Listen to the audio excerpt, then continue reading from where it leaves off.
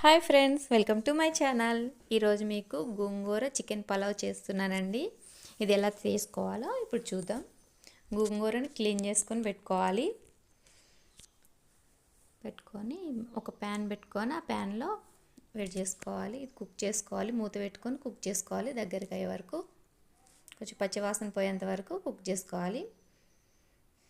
Cook చేసిన తర్వాత ఇలా పెట్టుకోవాలి. చికెన్ని క్లీన్ చేసుకొని పెట్టుకున్నాం కదా, పక్కకు పెట్టుకోవాలి. ఇది హోల్ గరం మసాలా వేసుకోవాలండి. ఇది గోంగూరలో కొంచెం ఎక్కువనే తీసుకోవాలి మనకి స్పైసీ, అందుకే నేను హోల్ గరం మసాలా కొంచెం ఎక్కువ క్వాంటిటీలో తీసుకున్నా. సో ఆనియన్ ఒకటి కట్ చేసి పెట్టుకోవాలి. ఇప్పుడు ప్యాన్ వేడి చేసుకొని ఆయిల్ వేసుకొని వేడి చేసుకోవాలి. ఇది ప్యాన్ కొంచెం వెడల్పుకున్న గిన్నె తీసుకుంటే చికెన్ మంచిగా ఫ్రై చేసుకోవడానికి బాగుంటుందండి.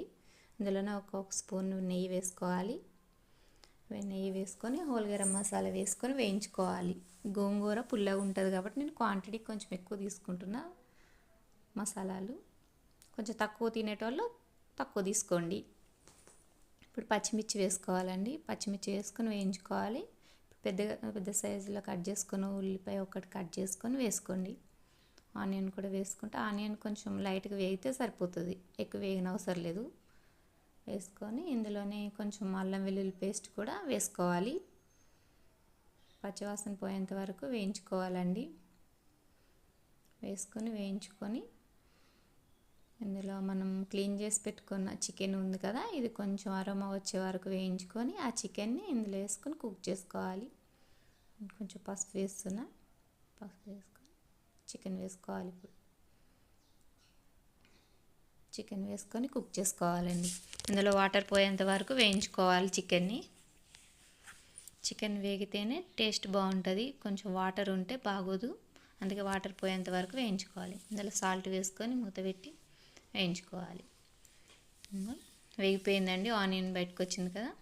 ఇప్పుడు ఈ గోంగూర కొంచెం కొత్తిమీర వేసుకొని మిక్స్ పెట్టుకోవాలి.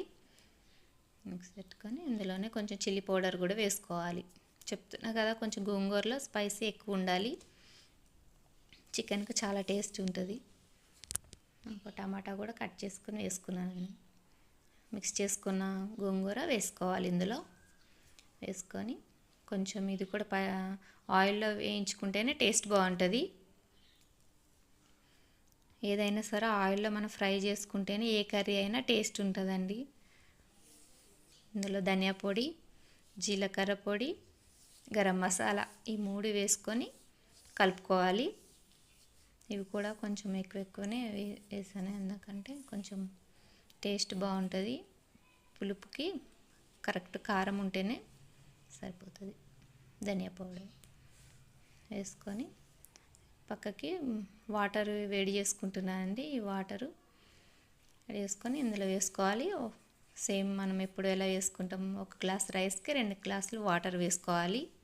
వేసుకొని మూత పెట్టుకోవాలి. ఒకసారి కలుపుకొని ఇప్పుడు రైస్ ఉన్నాయి కదా, మనం రైస్ ఇందులో వేసుకుందాం. రైస్ వేసుకొని కుక్ చేసుకోవాలి. సిమ్లో పెట్టి స్మెల్ బయటకు పోకుండా కుక్ చేసుకోవాలండి. ఇది చికెన్ చాలా అంటే చాలా బాగుంటుంది. గోంగూర పుల్లగా ఉంటుంది కదా చికెన్, అవి రైస్లో ఉడికి చాలా అంటే చాలా టేస్ట్ ఉంటుంది. ఓకే ఫ్రెండ్స్, వేడి వేడి chicken pulao ready, gongura chicken pulao. Thank you my friends.